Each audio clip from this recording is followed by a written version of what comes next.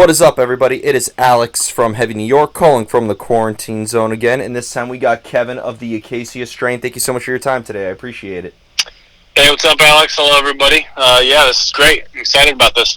It's so awesome to have you here. First thing is always first, we need to put this to bed right now because there's been a lot of theories about the new album, Slow Decay. This has no relation to It Comes in Waves, right? They're almost two completely separate Acacia strain albums, right? Oh, yeah, they are very much two completely separate records. There is no, storyline that goes between the two. Yeah, they're both completely two separate entities of music. I've seen quite a few good conspiracy theories about it, and we've gotten messages of kids thinking of, or people thinking of their own little conspiracy, which a lot of them are very interesting.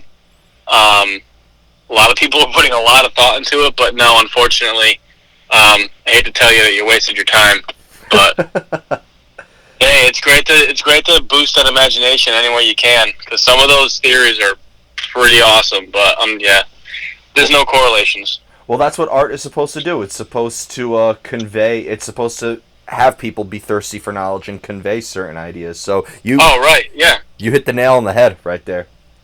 Yeah, and it's cool too how the different there was a few that were similar, but none of the theories that kids were throwing at us really none of them were really the same. So it just goes to show how so many people can interpret something so differently too. Of course, the beautiful thing about art. But Slow Decay is absolutely awesome. I just reviewed it, and the record is great. What I was curious is, one thing I was really curious about is I was almost calling this, actually, I had a bit of a nickname for it because of all the guests you brought in it. I was calling it Acacia Strain United, kind of like what Roadrunner United did. Collaborating with, Aaron from Jesus Piece and Courtney from I Wrestled a Bear Once and all these different artists, did that also teach you guys new things and maybe, expand on the Acacia Strain sound a little bit? Well, with every record, we always try to get. I'm sure you've noticed over the years, we have quite a bit of guest spots on our record. That's kind of something we really like to do. And usually it's before a record. As a band, we'll kind of think of people, but mostly it always comes down to Vincent will have a vision for, he knows once he writes a song all right, so for instance, Seeing God, he could picture someone else singing that part, and he figured, in his head, he was Aaron from Jesus Piece is going to sound sick here. Now, when it came to, with Courtney, we knew we wanted, a part where there was, real singing, and something that could be, beautiful and, ominous almost, but, I think Vincent told her she wrote her own lyrics for that part. I don't even think those are even going to be in the book. Just because it's supposed to be a mysterious kind of part as it is. But yeah, we just wanted to just do something a little bit different by adding a little more different elements, Well, I thought that this was, and obviously this is subjective, I thought that this was probably the most experimental Acacia Strain album, because I thought a song like Feed a Pigeon was very different from a song like Crippling Poison, very different from Inverted Person versus, I Breathed in the Smoke Deeply, and so on and so forth. So it's fair to say that, is it almost fair to say that, you guys, this had to have been a mad scientist project, right? There was a lot of improvising involved, a lot of experimentation. I could definitely say we rode the writing wave from It Comes in Waves into this one, as far as trying to keep things expanded and not trying to stick to, we didn't want to stick to our guns too much. Once again, we wanted to give a new, fresh take on a full-length record. So, It Comes in Waves, clearly that is a very experimental record for us. Which was that was the whole point of that. We just wanted to do something very different and put it out there, and thankfully it was received as well as it was. But with Slow Decay, I'd say, yeah, we kind of kept that same, let's not write another, normal Acacia Strain record, I guess. Yeah. And plus now with Tom Smith, It Comes in Waves was his first thing recorded with us. and that he contributed writing on, which you could definitely tell there's new elements there. And then also, once you finally get to hear the whole, all of Slow Decay starting on Friday, you could definitely see how his influences changed us up a little bit too. Definitely. It's just always nice having that fresh brain in the mix. Absolutely, absolutely. And he's a very prolific artist as well. So I knew that when he was coming into the Acacia strain, I was like, that next album is going to be amazing. Yeah, and it's funny too, like when he was just working with Will Putney, there was many bands where he wrote multiple songs for records of certain bands that came through that studio. And, he's played guitar on various records that he necessarily isn't getting the credit for because, everybody that's in the band needs to make it seem like they did it, you know what I mean? Yeah. But, Tom's, we've always known that he's got a million tricks up his sleeve, and we're very lucky to have him in our band, that's for sure. Definitely. One thing I was curious about is because in between, Grave Bloom and this, you also performed Continent in its entirety. Did maybe revisiting older material at all maybe influence the album at all, in a way? There are some, when we were writing this record, there was multiple times where we would say, let's try to get back to that, Dead Walk or, Continent kind of feel of stuff, like the older, more raw kind of stuff, which... I think Continent's a very raw record in itself there. So there was definitely calling back to some songs from there, like I think Shinamasta. When writing that song, I think Tom was trying to get another JFC-esque kind of feel where it's kind of the same, not really the same riff the whole song, but it's the same rhythm, and it's just kind of just different variations of it throughout, where it's kind of everybody can catch on to the song. It's groovy, it's catchy.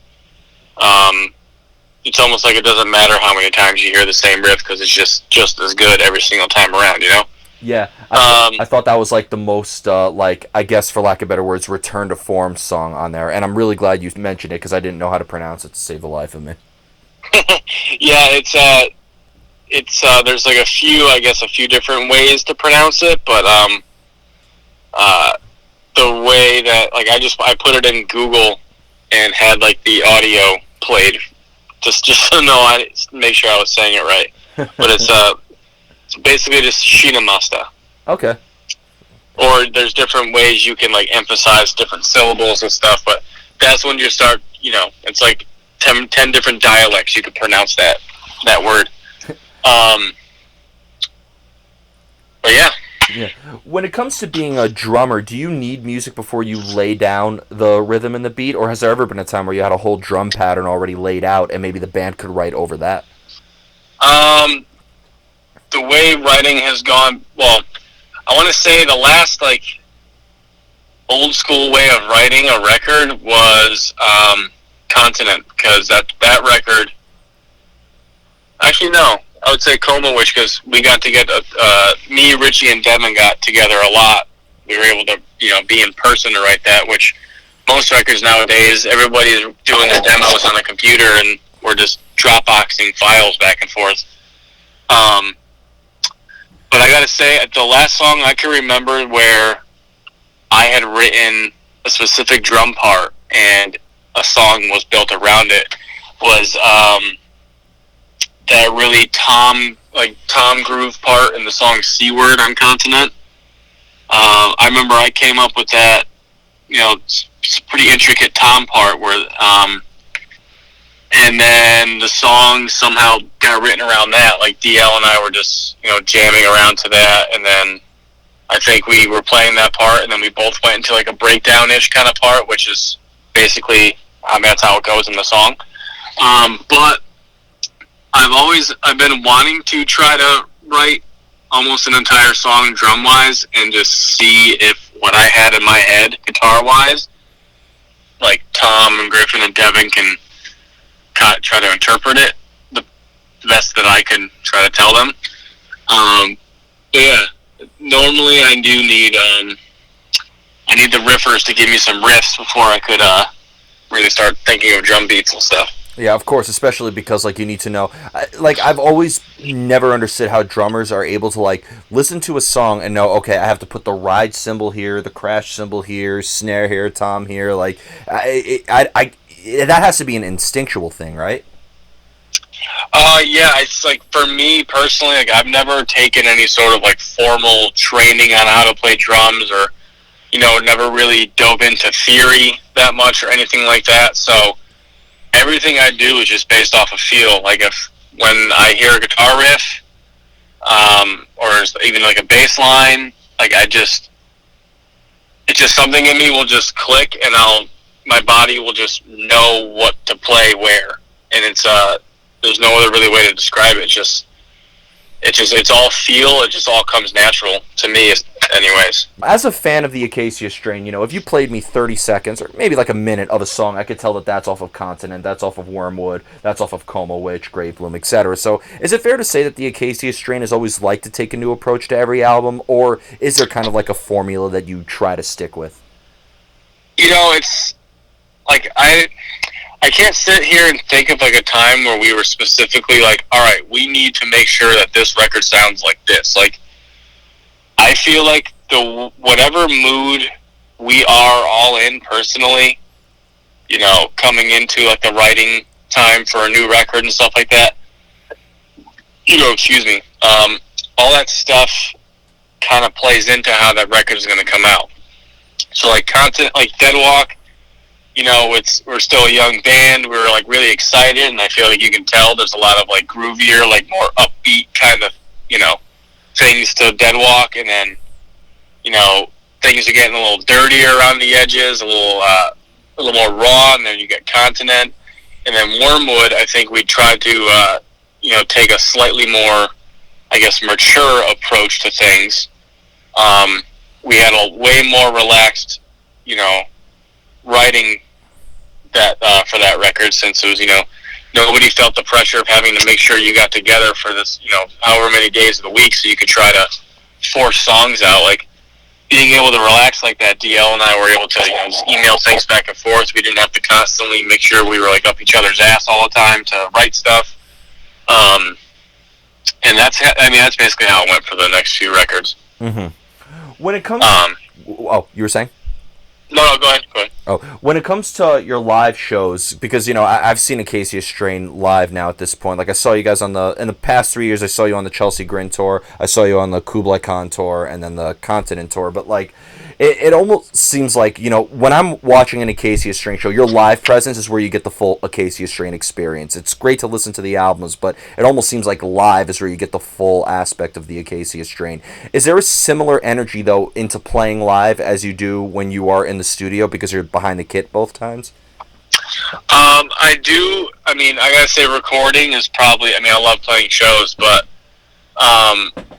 recording I get the same feel, because even though I'm not playing in front of a crowd, and there's not a whole bunch of people watching, I'm still just as excited to be playing the songs, and I'm still hitting, just as hard as if I was playing a live show, because I know everybody that is going to be at a show, 10 times those amount of people are going to be listening to us, in their car or at their house, or, I want my performance, no matter what, to be as intense as possible, whether it's recorded or you're at a show. Mm-hmm. Yeah, and I definitely, I was talking to your publicist about this, actually. You guys are in first place of easily the craziest shows in terms of crowd interaction, I gotta say. Yeah, well, Vincent definitely has a really good way of riling up everybody. Yeah. And getting them involved and spraying the water and doing whatever else, like on Warped Tour, like he would have kids crowd surf us up, vendor food and stuff like that, like crowd surf hot dogs and corn dogs and pizza and shit like that. So he always finds an interesting, fun way to keep everybody involved. I interviewed him on the Continent tour, and he was on vocal rest, so he had to be very quiet on the microphone. And But then like he goes up on stage, I was like, is this the same individual? He was like so calm in the interview, and then on stage it was just like unleashing all hell. Oh yeah, yep. That's Vincent. Yeah, that is Vincent. Yeah. Now, kind of going back into Slow Decay, because I wanted to like, because there was a lot of parts that were much slower on it. Like there were some parts that like I thought were kind of doomy in a way. Like, did you like have to relearn your instrument in a way in terms of playing on this album? Like, was there different strategies you had to bring in behind the kit? I wouldn't say that. No, I mean the last few records we've had some pretty doomy stuff on there. We're all very big fans of doom, so I mean I've been listening to very slow doomy stuff, so I've been very familiar with trying to play at that that low of a tempo and trying to keep things still somewhat interesting when you're playing that slow. Mm-hmm. I would say though, yeah, like playing some of those slower parts, you definitely have to try to bump up the creativity to make it a little more interesting. You can't just have a lot of people that don't realize playing really slow is honestly a lot harder than playing really fast because you feel like you have to control yourself way more. Yeah, a lot of musicians I've interviewed have said that. Yeah, playing slow is way harder than playing fast. I mean, fast. You need to have lots of stamina and endurance to play fast, but to play slow and play consistently, it's really hard to control your body like that. Yeah. Well, you're also more open. Like I was interviewing an obviously completely apples and oranges type of band, but I interviewed Buckcherry, and they were telling me that like when you're playing like a slow song, with a fast song, as long as if you keep up with everybody, you're good. You'll shake off any mistake. But if you're playing a slow song and you botch one note or one beat, people are gonna hear it. Oh, absolutely. Yeah. And that's never fun when that happens. Yeah. So here comes the most difficult question, though. How do you know when a song is done? That's another. Like, there's some songs you just know, you just feel it. You get that structure down. Maybe you get to a part where you don't know if you should repeat something, if you should do this, do that. So you kind of just experiment a little bit. You maybe where you're getting stuck, you try to like figure out how to make that the ending, or you bring back a part for just like a measure or two, just to so people know it's like a clear ending. But yeah, it's really I guess you just know when you get there. That's another one. That's another thing that's just it's another one that's like kind of like by feel. You'll just feel when the songs should be over. Of course, for sure. Of course, and being that you're a drummer, it's all about feelings. So that's right. And the final question I wanted to ask you is, I felt like the Acacia strain has toured with like a variety of different types of aggressive bands, like doing Summer Slaughter one year with Arch Enemy, but then touring with a band like Dying Fetus, and then touring with a band like Chelsea Grin or Kublai Khan. Have you noticed like different types of audiences depending on like the tours that you're on? Oh yeah, especially if we're supporting like a bigger band, like doing something like Summer Slaughter, that's a tour for, we kind of go into it with a little bit of a risk factor, because a lot of the fans of bands that are on Summer Slaughter, more technical death metal kind of bands, aren't necessarily into a heavier hardcore like metalcore style band like we are. So luckily tours like that have gone pretty well for us, but there's so many niche cliques of fans in all of these different subgenres. So sometimes you get lucky where some nights you'll get a good mix, or a lot of like the bands that you're supporting, their fans will embrace you, and then there's some nights where their fans are like, all right, when are you guys going to be done so we can see what we want to see? So yeah, it's always a risk sometimes going out with those different bands. But when we do headliners, we specifically try to bring a different little variety of try to bring every realm of the up and coming heavy music that's going on. Yeah, I feel like we've done a pretty good job with that, keeping a good mix. Yeah, and I do got to say, going back to the live performance, I forgot to mention this, but after the Chelsea Grin tour, the Gramercy Theater wanted me to pass this message on to you. They want their recycling bin back because apparently during your set, and I saw it too, somebody threw a recycling bin from one side of the venue to the other, and I never saw it again. Yeah, I remember very vividly watching that thing fly across the room. I'm sorry, but whatever circle of trees that recycling bin disappeared to, I don't know. Yeah. That's gonna be a tough one. I don't think that recycling bin ever was used again from the times I went there afterwards. I just saw it fly across the room, and then people beat the ever-loving shit out of it, and then I never saw it again. Yeah, it disintegrated into thin air somewhere. That's how metal you guys are. We don't need to recycle with the Acacia strain. You could just make all the garbage just evaporate into thin air. Man, that's some funny shit. So before we go, I want to thank you so much for your time today. I just know, obviously, with the new album coming out, obviously we were supposed to see you a lot on the tour, but thanks to a certain virus that shall not be named, that can't happen at the moment. But is there any way that fans can support you, after the tour with Rotting Out and Creeping Death and all those bands got canceled? Is there any way that people could find your merch, like any best links I could post? Well, right now, we still obviously got pre-orders going up, and then we got this big first week. We're trying to get some good numbers, and hopefully, this pandemic doesn't hurt us too much. But you can go to riserecords.com, and you can pre-order there. They have some pre-order bundles and different, exclusive merch. The Merch Connection, we have all of our pre-orders on there as well. Different exclusive merch. And then I know there's a handful of other little web stores that we have going. So basically, if you just Google Acacia Strain merch, you'll find something somewhere. That's for sure. Awesome. Well, thank you so much, Kevin. Everybody, we are here with Kevin of the Acacia Strain. Slow Decay out via Rise Records. Pick it up now while supplies last forever, and we will see you next time on Heavy New York.